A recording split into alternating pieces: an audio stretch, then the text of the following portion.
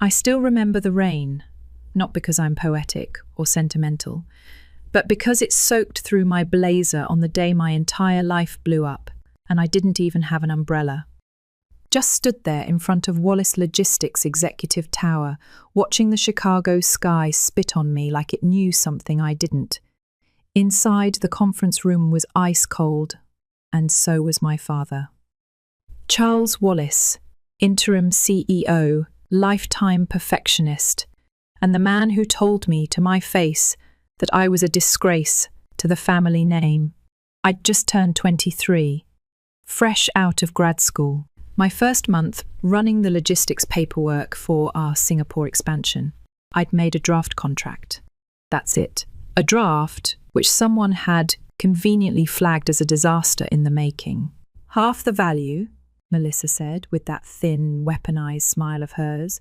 You almost sold our Pacific fleet for half its valuation. Melissa, my older sister, the golden child. If ambition were gasoline, she'd already be a wildfire by then. They acted like I'd committed fraud, but I hadn't. I knew I hadn't. Still, it didn't matter. My father slammed the file down like it was a verdict. You're out, the board agrees. We can't afford mistakes like yours. I opened my mouth to speak, but nothing came out. My throat had locked up, heart punching my ribs like it wanted to escape my body entirely. You'll receive 6 months severance, my mother added, sipping her espresso like she was discussing the weather. We've arranged a spot for you at your uncle's consultancy in Seattle. Quiet, clean, away from the spotlight. Seattle? Really? From the executive floors of Chicago's most powerful logistics firm to some beige cubicle next to a guy named Dale? I didn't cry. I didn't scream. I just nodded and walked out. Soaking wet, heartbroken, reputation ruined. I left behind my office, my legacy, and most importantly, the illusion that my family had ever really wanted me to succeed. But someone else did. As I walked past the old elevator shaft, a voice growled from behind, "You're not the one who failed, kid. They are." It was my grandfather, George Wallace, the founder. The man who built Wallace Logistics from steel and sweat. The only one who still looked at me like I mattered. You're coming with me, he said. We've got work to do. I spent my first night out of Wallace Logistics in a downtown hotel room with mustard-coloured curtains and a bed that smelled like synthetic flowers. All I had was my laptop, a suit I could no longer afford to dry clean, and 6 months of hush money from the same people who raised me. Correction, from the people who raised Melissa. I was just the spare. I opened the contract again, the one that supposedly ended my future. It didn't feel right, not just the numbers, the whole thing. The formatting was off. Headers in the wrong font. Legal clauses that didn't sound like me. Spacing I never used. At first, I thought maybe I'd just been in a rush, juggling 2 deals at once like a good little Wallace soldier. But something about it made my skin crawl. So I did what most sons of corporate royalty never have to do. I dug through my old backups, pulled up the real draft. My original file, seen, precise, no errors, no miscalculations, definitely no missing fleet updates. And most importantly, not the version that made it to the boardroom. Someone had swapped it. They didn't just hang me out to dry, they built the gallows first. I stared at the 2 files side by side. The differences were subtle, invisible to anyone not looking. But I was looking now. Really looking. Melissa's voice rang in my head. There is no fixing that kind of stupidity. She'd said it so quickly. So confidently, like she was waiting for the moment to pounce. It wasn't stupidity, it was sabotage. And for the first time that week, I didn't feel sad or embarrassed. I felt something cold and sharp settle into my chest. That contract, my contract, had something else tucked inside it too, a clause, legal jargon buried so deep even a junior lawyer wouldn't blink. It was one I'd added out of habit, left over from a strategy module in grad school. In the event of restructuring or asset transfer, the original signatory retains first right of refusal on all Pacific Rim logistics routes and associated infrastructure. No one had caught it. Not Melissa, not the board, not even my father, but my grandfather had. Later that night, my phone buzzed. George Wallace, still using a flip phone like it was 2007. Nothing is what it seems, Ethan. Watch. Wait. Learn. I didn't sleep much that night because I realized something. They thought they were done with me. They had no idea I'd just become their biggest liability. 10 years is a long time. Long enough to reinvent yourself. Long enough to disappear if you're careful, if you're disciplined, if you have someone teaching you how the real game is played. Grandpa wasn't just some kindly old founder who gave me pep talks and oatmeal cookies. George Wallace was a strategist, the kind who could turn a cargo route into a weapon and a missed handshake into a hostile takeover. And from the moment I left Wallace Logistics, soaked and discarded, he became my shadow mentor. We didn't meet in boardrooms anymore. We met in diners 2 towns over, in rental cars parked near shipping yards, in conference rooms booked under fake shell companies. Everything we did was under the radar, not because we were breaking the law, but because we were preparing for war. I didn't run to Seattle like they wanted. I didn't take the 6-month severance and quietly fade into irrelevance.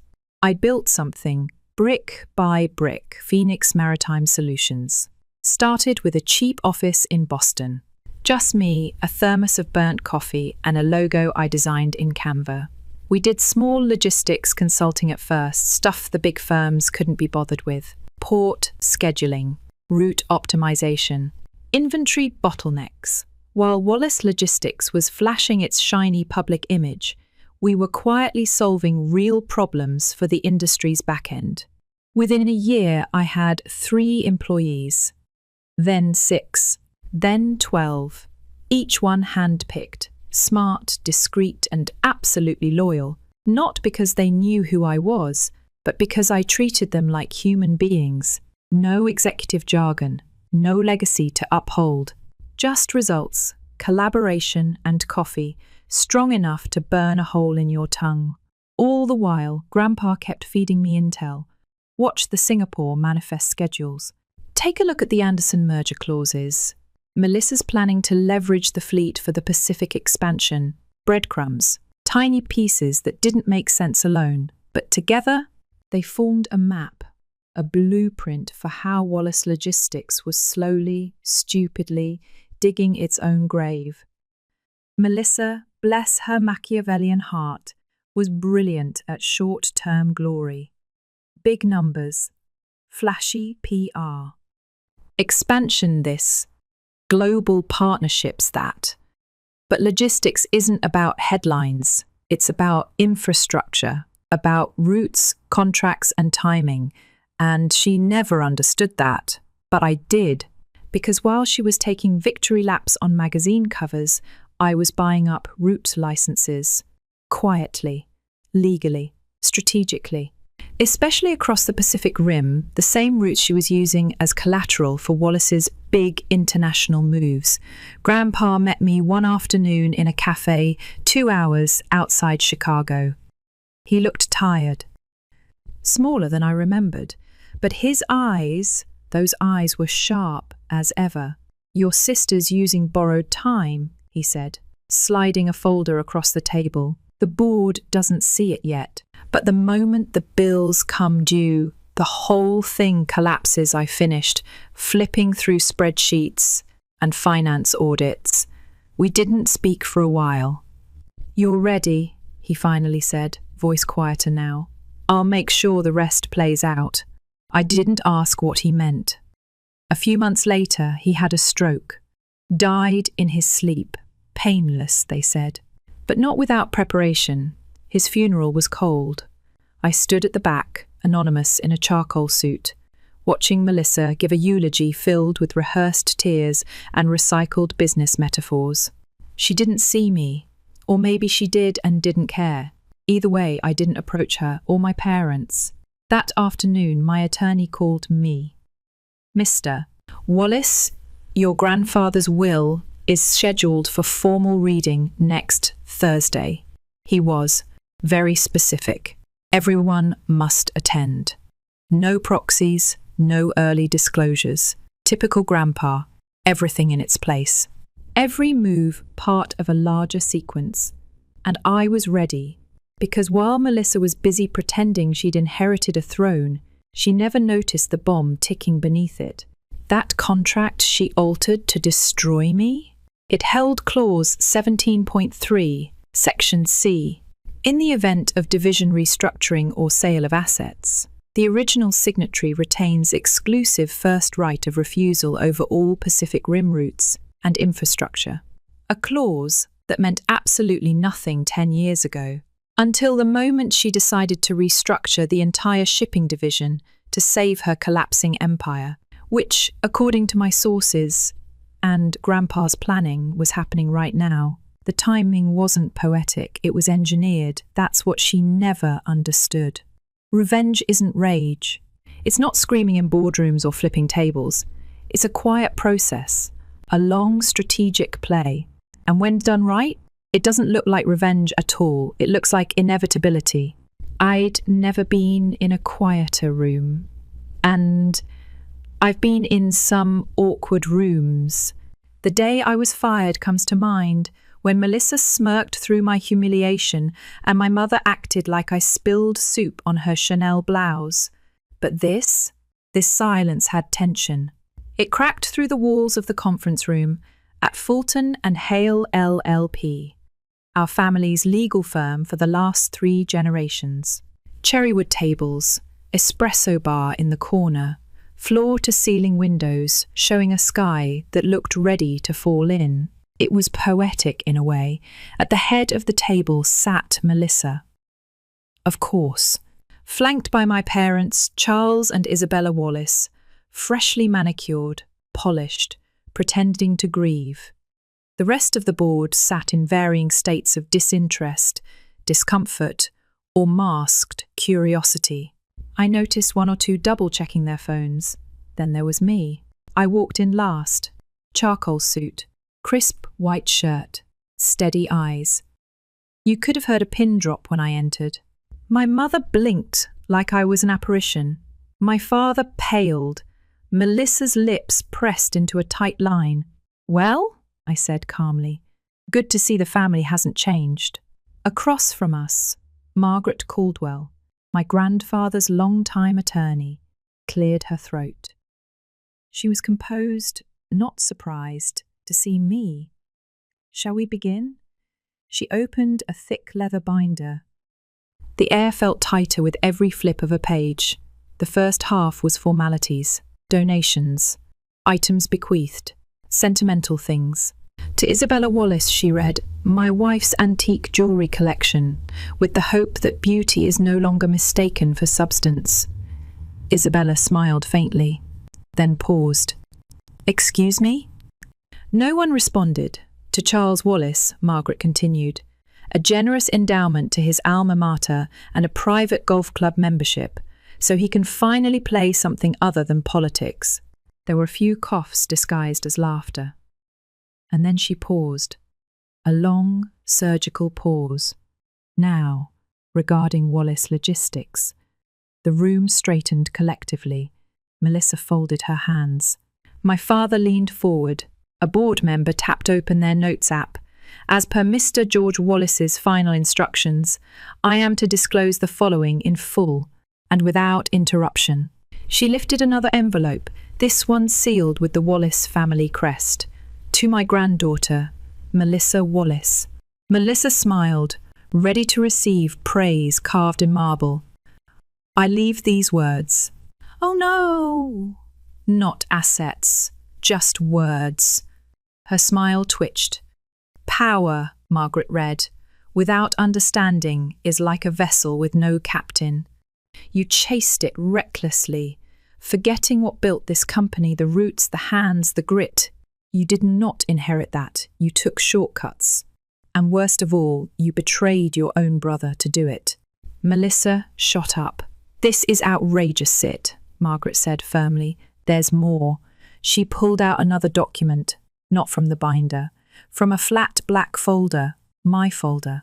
10 years ago, the board acted on falsified information, a contract altered after submission. This document, she held it up, is the original, the true version. With metadata confirming timestamps, version history and authorship by Ethan Wallace. I watched the board's faces, colour drained, jaws set tight. Furthermore, the alterations, she continued, can be traced to a specific login credential, mwallace.admin2, which belonged at the time to Melissa Wallace. You could practically hear her title unravelling. My father opened his mouth, closed it. My mother blinked fast, processing optics more than betrayal. But Margaret wasn't done. The original contract also contains a clause, Clause 17.3, Section C. Ethan? I stood, calmly. I had practiced this. Clause 17. 3 grants the original signatory, me, exclusive first right of refusal on all Pacific Rim shipping routes and related infrastructure in the event of restructuring. Melissa scoffed. "We're not restructuring Actually, I interrupted, pulling out my phone, your Singapore Lifeline deal, the one announced last Friday. I projected a live Bloomberg alert onto the big screen. Restructuring confirmed. Today, as of 9:32 am. Her mouth fell open, which means I continued your last-ditch effort to save this company cannot proceed without my approval. And guess what? I smiled. You don't have it. Phones were out now, board members whispering. One woman outright stood and walked to the window. Margaret let the chaos rise, then cut through it with one final announcement. Effective immediately, all controlling shares of Wallace Logistics held by George Wallace are hereby transferred to Ethan Wallace. Silence. Additionally, she said, all voting rights attached to the Wallace Family Trust will be exercised solely by Ethan Wallace. Melissa sat down, hard. My father gripped the table. This can't be legal. But it was, and he knew it. Phoenix Maritime, the first said, sliding a folder forward. My company. We've spent years building a client network you didn't even know existed. The infrastructure your leadership forgot, I secured it. Quietly, efficiently. I met my mother's gaze while you were sending Christmas cards. I met Melissa's while you were celebrating my failure. And then my father's while you were pretending loyalty matters more than truth. Margaret cleared her throat. One final letter from Mr. Wallace. She read aloud, leadership isn't inherited. It's earned. Ethan, you've earned it. Melissa, you haven't. Charles, you tolerated betrayal under your roof. Isabella, you let appearances blind you to value. Let this be my final act of stewardship, giving the company back to the one person who understood it all along. She folded the letter, sat down. No one moved. I closed my folder, collected my notes. Looked around. There's a town car outside, I said quietly. Board members are welcome to join me at Phoenix HQ for transition briefings. No one stopped me when I walked out. And for the first time in 10 years, I didn't look back.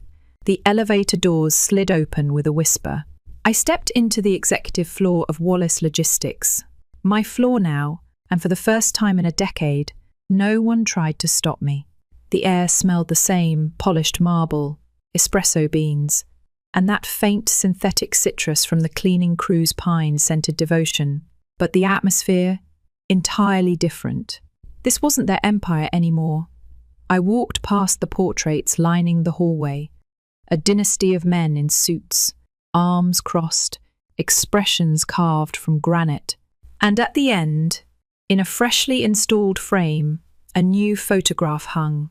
George Wallace, standing on the port docks in his worn coat, wind tearing through his white hair, eyes locked on a horizon no one else could see. He had always looked forward. I paused at the glass door marked Ethan Wallace, CEO, then stepped inside. The office was minimalist now. Most of Melissa's tastefully cold furniture had been removed.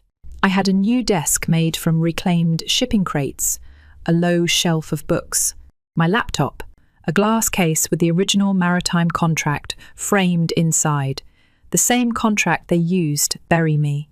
Now, it stood upright, the spine of their undoing. My phone buzzed. Another article. Wallace Legacy, reborn under Ethan Wallace. From black sheep to boardroom, the heir. They underestimated that one made me smile. Not because of the headline, but because of the photo beneath it. They'd used one from the will reading. Me standing, eyes steady, folder in hand, and Melissa frozen mid-reaction in the background. A perfect contrast. Cameras hadn't been allowed. Someone had leaked it anyway. Karma, I'd learned, had a publicist. The fallout hit fast. The press swarmed. Shareholders cheered, especially when we stabilized operations in under 48 hours. Contracts with Phoenix Maritime replaced the hemorrhaging deals Melissa had chased. Our Pacific network was restructured, streamlined, and rebranded under Wallace Global Transit. The board unanimously voted to dissolve Melissa's role. My father tried to sue until he realized the forensic report tied him to the cover-up via willful oversight. A smart lawyer advised him to drop the case and retire with dignity. He did, quietly. My mother sent me a card 2 weeks later. I hope we can move forward as a family. Love, Mum. I filed it, unopened, in the drawer labelled Optics and Performances, right behind the holiday cards they used to send me, with Melissa's face front and centre. I didn't respond. Some bridges aren't worth rebuilding. Let them stay ashes. Melissa, for her part, went dark. I'd heard rumours, maybe Europe, maybe consulting, maybe just licking her wounds in a Manhattan loft, paid for by whatever was left in her trust. It didn't matter. I wasn't playing defence anymore. Because power, real power, doesn't need revenge. It just is. But the final moment, the one that hit deepest, came quietly. Late one evening, after the chaos had begun to settle, I received a message. It came from a no-reply email address marked GW. It had been scheduled, delivered posthumously. There was no text body, just a photo attachment. I opened it. It was grainy, time-stamped, taken from an office camera years ago. Melissa was standing in front of my laptop, my old one, the one I used when drafting the Singapore deal. Her face was partially visible. Her hand was on the trackpad. The metadata showed a file opened, edited, then closed. 2 hours before the board found the mistake.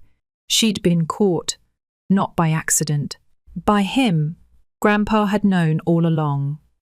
Beneath the image, a single line had been added in grayscale type. The Queen's not the only one who moves diagonally. I sat back, letting the weight of it land. He hadn't just built a company. He'd built a legacy meant to outlast manipulation. And somehow, he'd made sure I had the tools to survive, not by giving me shortcuts, but by making me work harder than anyone ever had. He taught me patience, strategy, control. 10 years ago, I thought they destroyed me. Turns out, they just gave me time to become the version of myself they'd never have been able to contain. Now I sit in the chair they swore I'd never earn, not out of vengeance, not even out of justice, but because I'm the only one who still understands the blueprint. I don't run Wallace Logistics the way they did. There are no dynasty games, no golden child contests. Just smart people doing hard work for the right reasons. And me? I don't have to prove anything anymore. I already did. Story 2, I was 2 days away from putting down a deposit on my first real apartment when life hit pause. Or more accurately, something hit me hard. 1 minute, I was leaving a promising meeting with a realtor about a cozy 2-bedroom I'd fallen in love with. The next, metal on metal, my car spun like a top, and then everything went dark. The impact was vicious. I only remember fragments screeching tires, my chest slamming into the steering wheel, the steering column digging into my ribs, a smell like burning plastic, sirens. My name is Rachel, and I'm 25. I spent the better part of that day dreaming about a space that would finally be mine. That dream almost ended in a twisted wreck on the side of Marshall Avenue. I came to in flashes, rescue workers cutting through the mangled door, someone saying, "She's fading, we need to move fast," and another voice asking if there was someone they should call. "My parents," I whispered, or at least I think I did. Mum and Dad, in my contacts. And then darkness again. When I opened my eyes next, I was alone. Hooked up to machines, my body stiff and aching, my mouth dry like I'd swallowed sandpaper. A nurse came in, cheerful but cautious. "I was out for nearly 12 hours, she said. The surgery went well, multiple fractures, internal bleeding, but nothing I wouldn't eventually recover from. Naturally, I asked the first thing on my mind, "Did anyone come? My parents? Were they called?" She paused. Not long, but long enough to register. "We spoke to your mother," she said carefully. They said they couldn't come. Your sister had her high school graduation ceremony." I blinked. "They chose a graduation ceremony over coming to see me in the hospital." Another pause. She didn't answer directly, didn't have to. Here's the thing, I wasn't surprised. It still hurt, don't get me wrong. But shocked? No, that was par for the course when it came to my family. I'm the oldest, and for a while, the only. My mum had a rough time during my birth, and doctors told her she probably wouldn't be able to carry again. For 7 years, it was just me. But even then, I always felt like something was missing, except I was the one who was missing something. Then came the miracle baby, my little sister, Vanessa. And just like that, I became background noise. Vanessa was their everything. She got the attention, the expensive clothes, the brand new toys. I got "you're so mature, you understand," and clearance bin birthday gifts. When I turned 13, I got a sketch pad and coloured pencils I'd been asking for. That same afternoon, Vanessa, 6 at the time, was handed a deluxe dollhouse because she might feel left out. That dollhouse cost 3 times more than my entire birthday. It never stopped. Holidays, vacations, you name it, if there was ever a spotlight on me, Vanessa was handed a bigger one. By the time I hit high school, I realised something harsh but necessary. The only person who was going to look out for me was me. So I put my head down, worked my ass off, and built a resume that could stand up to anyone's. I joined clubs, led the student paper, won awards, and practically lived at the library. College? Full scholarship, out of state. I didn't even get a congratulations card when I left. Those 4 years away gave me just enough space to imagine that maybe, just maybe, things could change. Spoiler, they didn't. After graduation, I moved back home while job hunting. I thought they'd at least pretend to be happy to have me back. Nope. My mum made snide comments about grown adults freeloading, and my dad would accidentally leave apartment listings open on the kitchen tablet. Vanessa, now 15 and drunk on being the family's golden child, asked me one morning, "Do you really have to be here?" It's kind of embarrassing, Rachel. It took 2 months of grinding through job applications and surviving passive-aggressive breakfast commentary, but I finally landed a junior coordinator role at a tech company.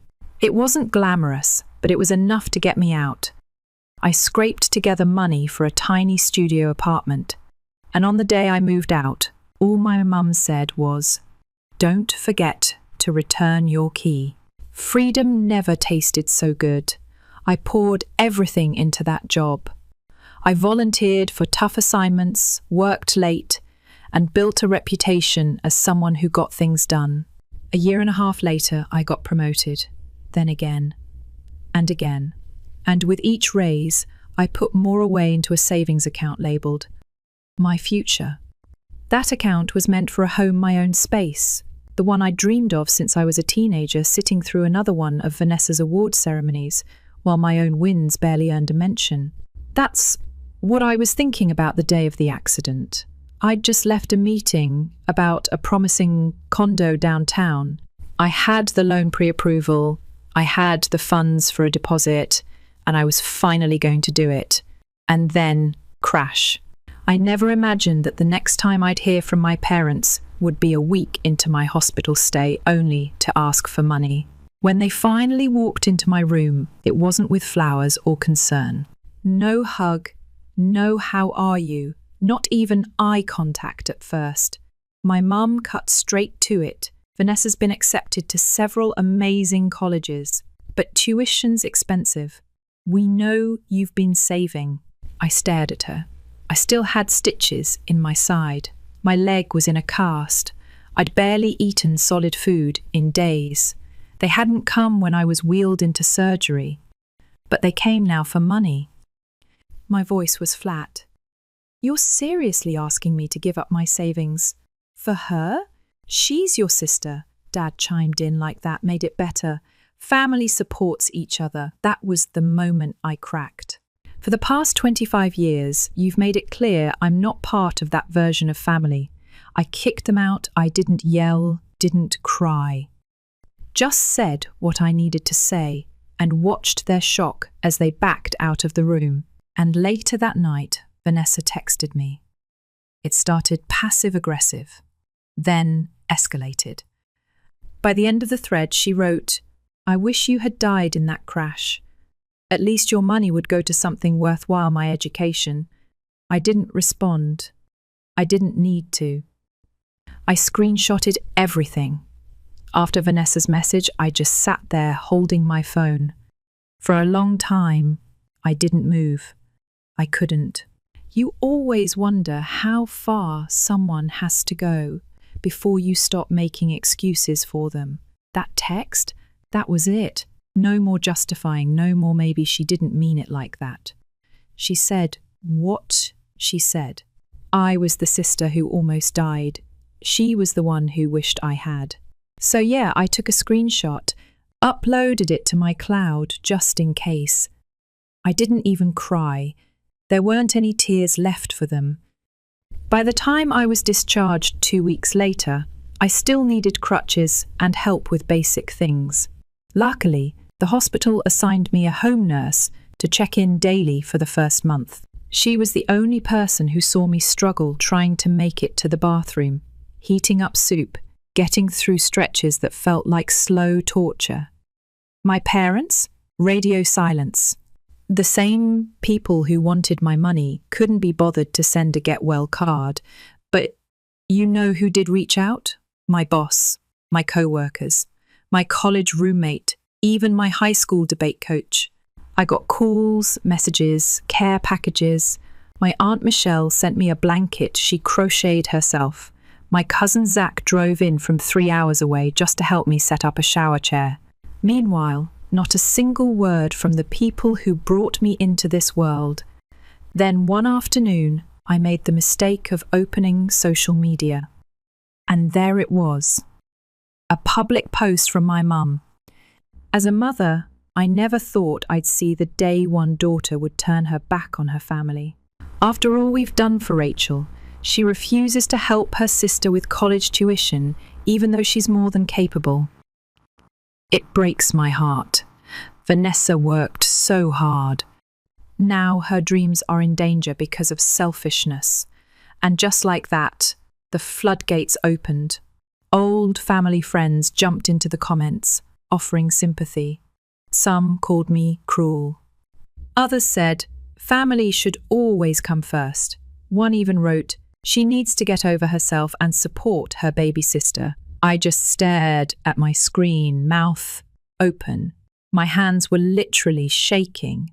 This was the narrative now. I was the villain? I sat there for a while, thinking about whether to respond. And then I did. I kept it short, calm, just the facts. Since people are discussing me publicly, here's the context. I was in a near-fatal car crash 6 weeks ago. I spent over a month in the hospital, went through 2 major surgeries, and I'm still recovering at home with assistance. My parents were contacted the moment it happened. They chose not to visit, not even once. When they finally did show up, it wasn't to check on me, it was to ask for the money I've been saving for my first apartment. They wanted it for my sister's tuition. I said, no. Later that day, my sister sent me this text message, attached screenshot. I wish you had died in that crash. So before you decide who's being selfish, maybe take a minute. The comment section flipped. Suddenly, the same people who were scolding me were deleting their messages. Apologies started rolling in. A couple of relatives DM'd me privately to say they had no idea what was really going on, but not my parents, not Vanessa. They didn't even blink. That week, I started physical therapy. It was brutal, not gonna lie. My body wasn't ready to forgive me for what it had been through. But every step forward, every bit of pain, reminded me why I had to protect what I built. I didn't survive all this just to hand my future to people who'd step over me if I collapsed. My company's health insurance, plus a private policy I'd taken out a year prior because I'm paranoid like that, covered everything: hospital stay, surgeries, meds, therapy. Even gave me a partial payout to cover lost wages. The best part? There was money left over, which meant I didn't have to drain my apartment fund. I made the decision that day. I wasn't going to let their silence or their smear campaign derail me. If anything, they just made me more sure of what I needed to do. A week later, I called my realtor and said I was ready to move forward. The condo I wanted had just come back on the market. Same layout, same neighborhood I fell in love with. The only difference? Now, I wasn't just buying a place, I was closing the door on everything I'd been taught to accept. I signed the papers. I cried a little, not because I was sad, but because I never thought I'd make it here on my own. That same night, I blocked Vanessa on every platform. I changed my email. I took my parents off my emergency contact list, even removed them from my medical file. If I ever land in another hospital, I don't want them anywhere near me. I also sent Aunt Michelle a thank you card. She never asked me to choose sides, but she never commented under my mum's post either. She just kept checking in. That's the thing I learned: blood doesn't make someone your family. Consistency does. I didn't post anything else after that. I didn't need to. But word still travelled. A few days before my move-in date, Aunt Michelle called to keep me in the loop, as she put it.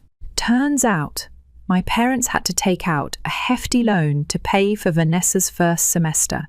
They'd already told her she could go wherever she wanted, and there was no going back on that. But now, the interest payments are eating into their retirement savings. And Vanessa? She's apparently struggling at college. Turns out when you've been told you're special your whole life, doing your own laundry and submitting assignments without someone holding your hand is humbling. Again, I didn't smile at the news. I didn't gloat, I just listened. Then I hung up and went back to packing. A few days later, while going through old boxes, I found a photo from my college graduation.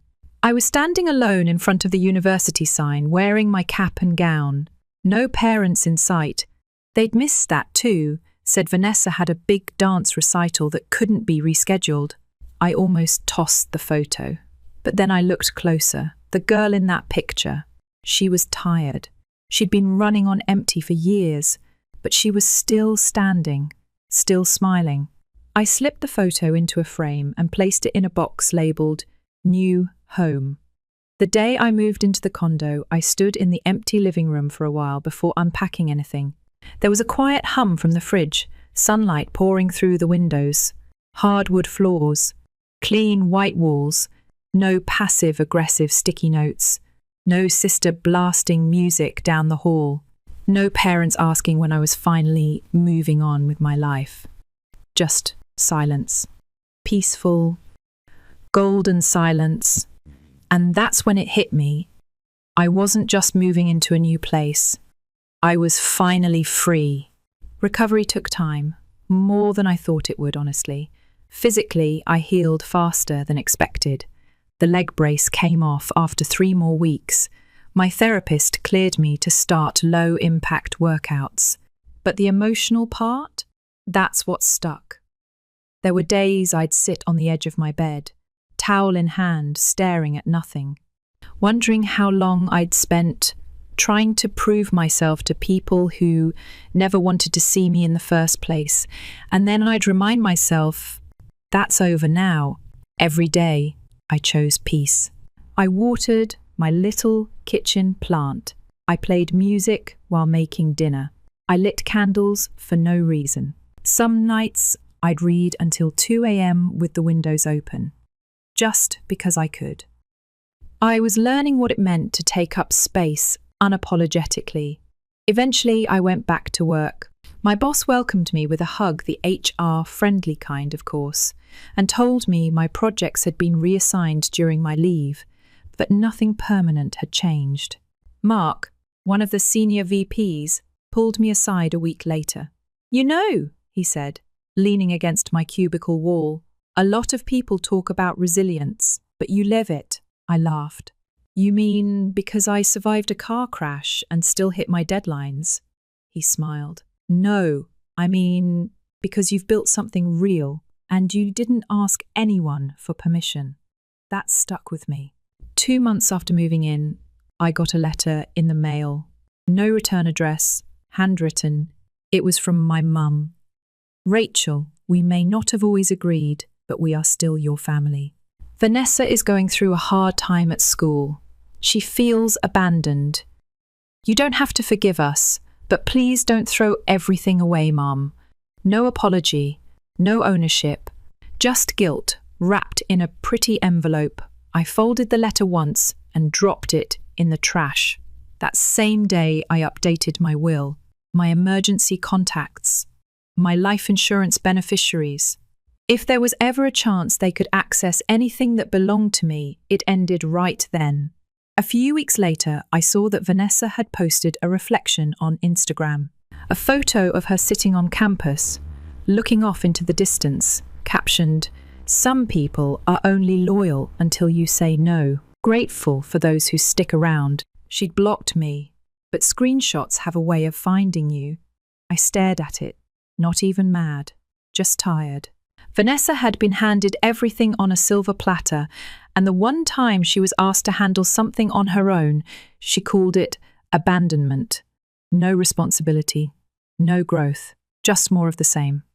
I didn't respond, didn't text, didn't even let it get to me. People show you who they are. Believe them. By the time fall rolled around, my life looked nothing like it had a year ago. I joined a local book club, got into yoga, started saving for a trip to Iceland just because I wanted to see the northern lights. I started laughing more, sleeping better.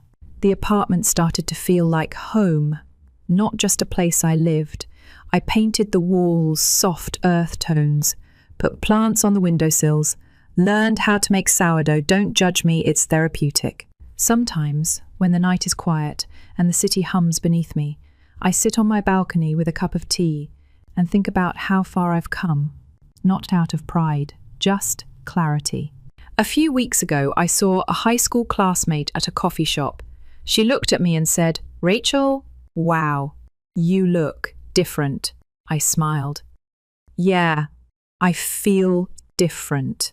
She asked if I still talk to my family. I told her, "Not really." She hesitated. "But don't you miss them?" That question used to rattle me. Not anymore. I just shrugged and said, "No one misses being invisible." And that was that. Aunt Michelle came to visit last weekend. She brought over cinnamon rolls and a bottle of wine. We sat on the couch, watching dumb baking shows, laughing at the contestants yelling at melted frosting. At one point, she looked around and said, "This place feels so you, peaceful, solid. Like you finally exhaled." I nodded. I did. Last night, I went through an old memory box, stuff from college, birthday cards from friends, Polaroids from that one chaotic camping trip in sophomore year. At the bottom, folded and worn, was a note I'd written to myself during finals week senior year. I barely remembered it. It said, "You don't need their approval. You just need to keep going." I smiled and taped it to the inside of my kitchen cabinet. Not as a reminder that I'm angry, but that I survived. People always say healing looks like yoga poses and green smoothies. Sometimes it looks like paperwork, sometimes like silence, sometimes it looks like saying no and letting that be the full sentence. But most of all, healing looks like building a life where you're no longer waiting for someone to notice you. I don't want revenge. I don't want apologies. I just want peace. And now, I have it. Story 3. I was 10 when I watched the walls of my childhood come crashing down. It started with a quiet afternoon me scribbling in a colouring book at the kitchen table, the sun slicing through the blinds, and my mum and dad sitting across from me, with faces that didn't match the weather. Dad reached out first, his hand shaking as he took mine. "Kenzie, sweetheart." His voice was soft, shaky. "There's something we need to talk about." That's when I heard the word that changed everything: cancer. At 10, I didn't grasp the full weight of it, but I knew enough. My dad, the guy who used to toss me in the air and sneak me candy when Mum wasn't looking, wasn't going to be around much longer. The next 2 years were a blur of hospital visits, casseroles from church ladies, and whispered prayers. Dad lost weight, lost hair, lost the ability to get up without help. Mum tried to stay upbeat, fake smiles during the day, muffled crying at night. I used to sit outside their bedroom door, listening, never brave enough to go in. When Dad passed, I was 12. The funeral was a montage of black clothes and sad eyes. Mum clutched my hand so hard it hurt, but I didn't pull away. I thought, we'll get through this. It's just us now. We'll be okay. I was wrong. A week after we buried him, Mum sat me down again. Her voice was calm. Too calm. "Kenzie, I've been talking to Grandma Rose," she said, avoiding my eyes. "I think it would be best if you stayed with her for a while, just until I can get things figured out." My throat closed up. "Why can't I stay here with you?" "I need time," she said, tucking a stray curl behind my ear. "To grieve, to adjust. It's just temporary." "Okay." I nodded, but my gut knew better. Grandma Rose, my dad's mum, picked me up the next day. She didn't say much during the drive, just clenched the steering wheel like it had wronged her personally. Her house was cosy, a bit old-fashioned, and smelled like lavender and wood polish. In the months that followed, my mum called here and there, always the same lines, "Just a little longer, Kenzie, be patient." I didn't understand, and neither did Grandma. She never said anything outright, but the way she clanged pots around when Mum called said enough. Still, Grandma made me feel wanted. She cooked my favourite dishes, helped me with math homework, and told stories about my dad that made me laugh and cry at the same time. But it wasn't home. Not really. I kept waiting for my mum to come back for me. 6 months later, she finally did. I was at the kitchen table again, working on a history project, when a car pulled into the driveway. I peeked through the window and saw her hair perfectly curled, makeup flawless, stepping out of a sleek silver SUV. A man stayed in the driver's seat. I didn't recognize him. Kenzie! Mom burst through the door like a Hallmark commercial. I have amazing news. Grandma emerged from the living room, arms crossed like a gatekeeper. Hello, Brie. This is unexpected. Mom barely noticed. Kenzie, I want you to meet someone. His name's Tom. He's incredible. And we're getting married. I blinked. Married? Yes. And he has 2 daughters around your age. You'll have sisters. Isn't that exciting? I looked at Grandma. Her face said everything mine couldn't. Mom waved it off. You'll love them. Their mom passed a few years ago. We're going to be one big happy family. The words didn't feel real, but somehow I found myself in the back seat of that SUV, headed back to what used to be home with strangers waiting on the porch. The 2 girls, Ava and Riley, sat side by side like creepy twins in a horror movie. Blonde curls, matching dresses, fake smiles. Hi, I said, trying to be polite. We know who you are, Ava, the older one, replied sweetly, though her eyes were ice. Dad told us everything. Yeah, Riley added. But just so you know, he's not going to be your dad. He's ours. And your mum is going to be our new mum. Mum beamed like this was the Brady Bunch. We're going to be one big happy family. But I already knew this wasn't a family. This was a recasting. If I had any hope that things would get better, that maybe I just needed time to adjust, I lost it within the first week. Living with Mom, Tom, Ava, and Riley was like being cast in a movie that was already halfway through filming. Everyone had their roles, their inside jokes, their rhythm, and I was just there, a background extra. Tom wasn't cruel, he never yelled, but he also never looked at me. Literally, I could walk into a room and he'd glance past me like I was a smudge on the wall. Every night he'd come home, scoop up his girls in big bear hugs, kiss Mum on the cheek, and then nothing. No hi, Kenzie. No, how was your day? I could have been furniture. And Mum? She tried, I think. But she was different now. Like she was constantly performing. Like she had to prove something. She fawned over Ava and Riley, bought them new clothes every other week, braided their hair, signed them up for dance classes, posted photos of her girls on Facebook like we were one big happy family, except I wasn't in any of the photos. At first, I thought maybe I was imagining it, but by the time the wedding rolled around, it was impossible to ignore. The plan was for me, Ava, and Riley to wear matching dresses as junior bridesmaids. That lasted about 10 seconds. We are not wearing the same dress as her, Ava had screamed. Riley backed her up like a backup singer in a Mean Girls band. She's not even really part of the family. Mom tried to smooth things over, but in the end they got matching pink dresses with rhinestone sashes. And I got a plain blue one that looked like something from the clearance rack. In the official wedding photos, I was almost completely blocked by Ava's giant curls and Riley's dramatic pose. I was there. But you wouldn't know it unless you really squinted. That's when it clicked. This wasn't a blended family. It was a merger. And I was the asset nobody wanted, but couldn't legally discard. Things just kept snowballing from there. First Christmas, Ava and Riley each got new iPads and matching designer jackets. I got a knockoff hoodie and a prepaid phone that barely worked indoors. I didn't say anything, but Grandma Rose noticed when I visited her over break. She always did.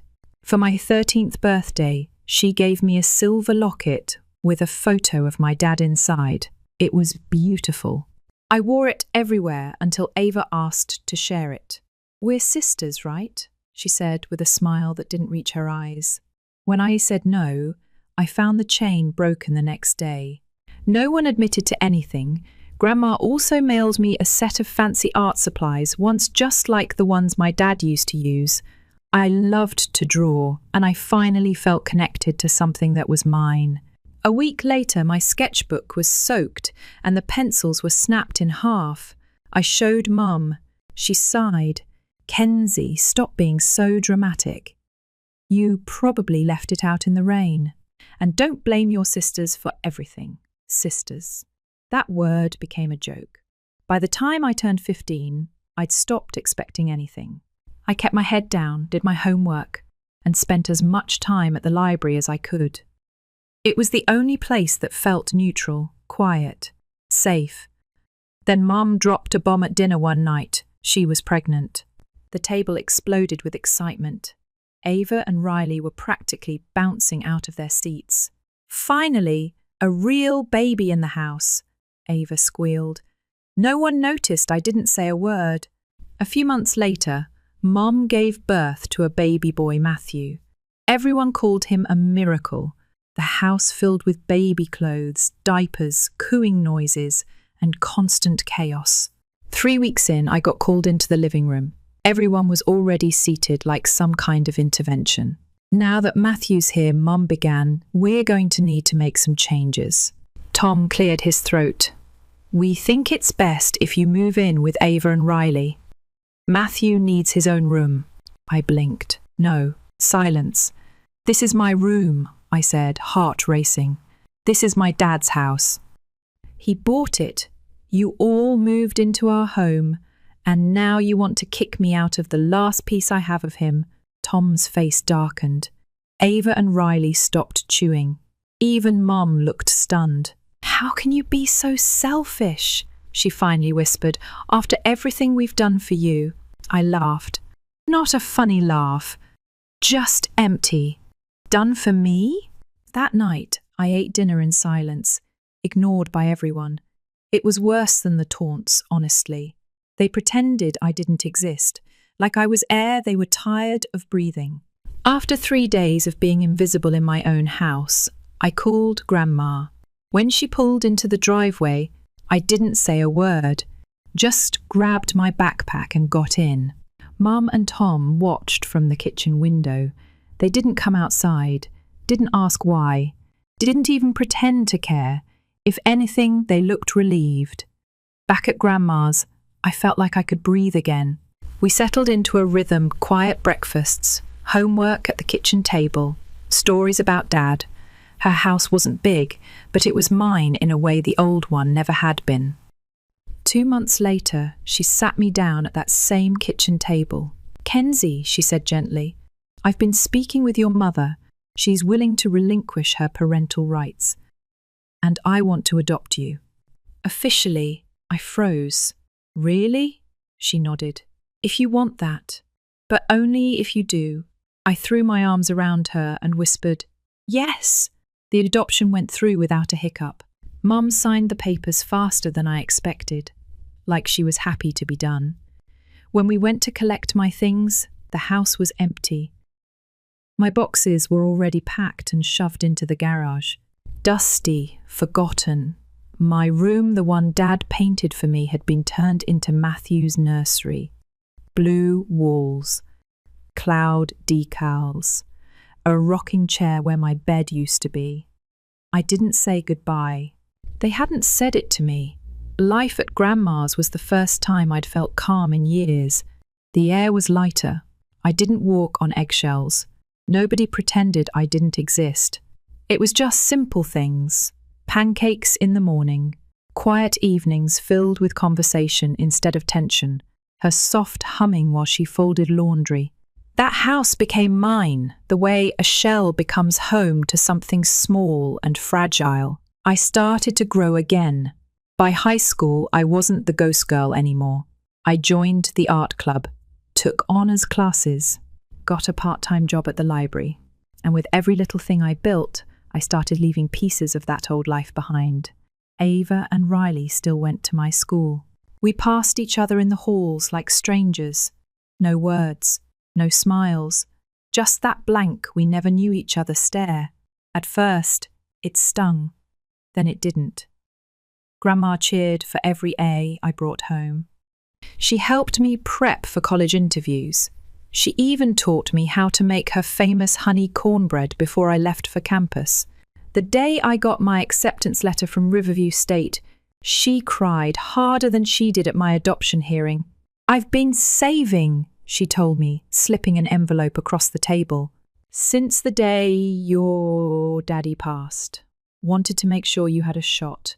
Between her savings and my scholarship, college wasn't just a possibility, it was mine. I called her every Sunday, visited on holidays, sent her photos from my dorm room. She'd text back, "You look like your father when you smile. He'd be so proud of you, baby girl." Then, spring semester of senior year, her voice cracked on the phone. "Doctors found something. Stage 4. I started driving home every weekend. Brought my textbooks. Slept in a chair next to her hospital bed. Still, she'd wave her hand and say, 'Don't you dare fail a class on my account. I didn't save all that tuition money for you to play nursemaid to an old lady.'" Graduation came fast. She couldn't attend in person, so we set up a live stream on her hospital tablet. When I walked across that stage, I looked straight into the camera and blew her a kiss. She told me later she cried through the whole thing. She passed away the following week, peaceful, quiet, just me and her holding hands, the way it had always been.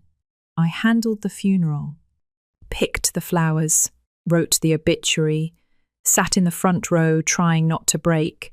Then they walked in, my mum, Tom, Ava, Riley, and a boy in a tiny black suit who I barely recognised as Matthew. 7 years had passed since I last saw them. Ava and Riley were adults now. Matthew looked like a miniature version of his father, same tight jaw, same cautious eyes. They sat near the back, said nothing during the service. I barely acknowledged them. After it ended, Mum approached. Her voice was soft, like she was trying not to scare off a stray cat. "I'm so sorry for your loss." Rose was a wonderful woman. I didn't respond. She continued anyway. "I know it's been a long time, Kenzie, but would you consider coming to dinner with all of us? Maybe we could start over." I looked at her and wondered what kind of person waits until someone dies to reach out. "I'll think about it," I said. And I meant it, kind of. A week later, the lawyer called. Grandma had left everything to me. The house, the savings, every penny. It felt heavy in my chest. Not because I wanted the money, but because it meant she meant it. I had been her family, and she made sure I'd never forget it. I showed up to that dinner.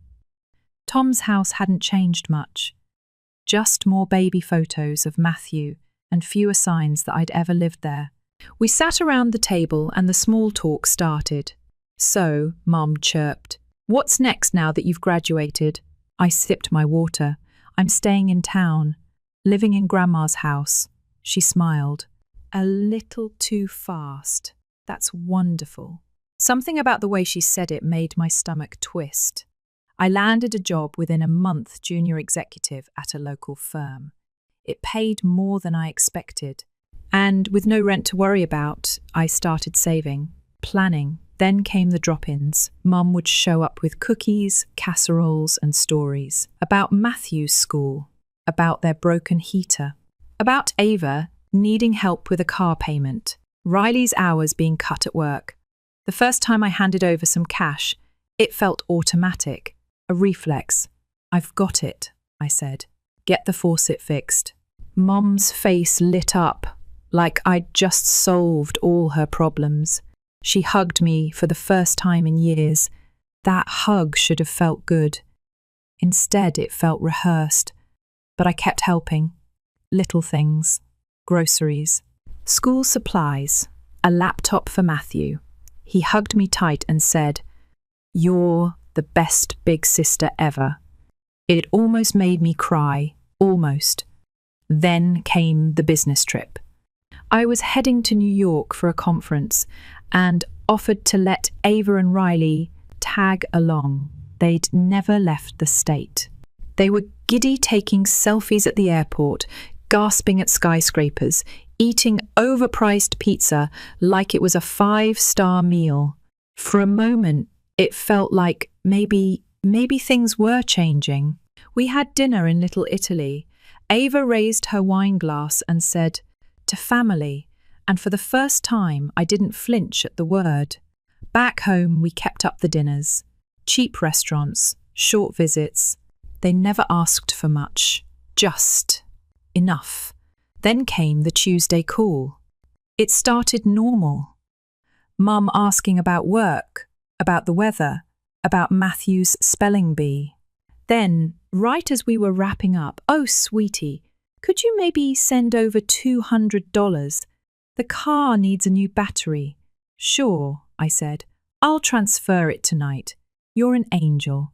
Love you so much." I hung up. Or thought I did, but the call hadn't ended. Not on her end. I heard rustling, then voices. "Did she buy it?" Ava's voice, clear as day. "Of course she did," Mum said, voice thick with smug. "Little Miss Fancy Job, loaded and clueless." "She's so pathetic," Riley chimed in. "Did you see that blazer she wore last week?" "You." Tom's voice joined in. "Let's keep it slow, don't spook her." And then Mum, again, all sugar and venom, I know. "Just keep playing nice. Eventually we'll start asking for more. She doesn't even realise we're bleeding her dry." They laughed. I ended the call with shaking fingers. The next day, Mum called again. "Family dinner tonight, 7. Everyone'll be there. You'll come, right?" "Of course," I said. I showed up dressed nice, calm, ready. They greeted me with fake smiles and lasagna. Everyone played their part. Ava complimented my hair. Riley laughed at my jokes. Matthew showed me a drawing he made at school. Then came dessert and the ask. "The house needs repairs," Mum said, eyes wide and hopeful. "Foundation work, 10 grand. Before she could say another word, I looked her in the eye and said, "No." She blinked.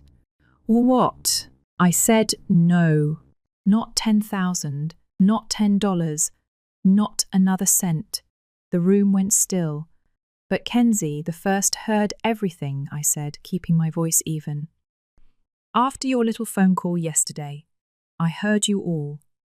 Every word. About how I'm pathetic, how you're using me, silence." Matthew froze mid-bite.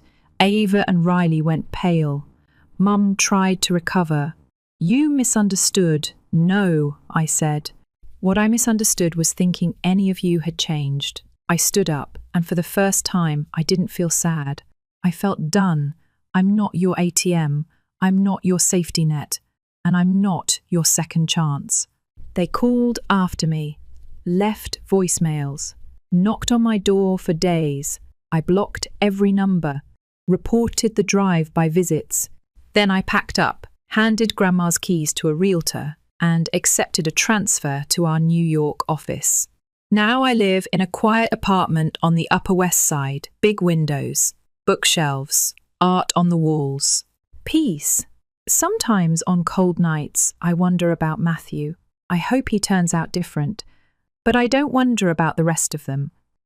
I used to think family was something you owed, something you fixed no matter how broken it got. Now I know better.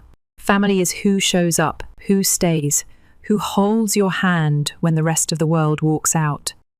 And sometimes the best thing you can do is walk out first.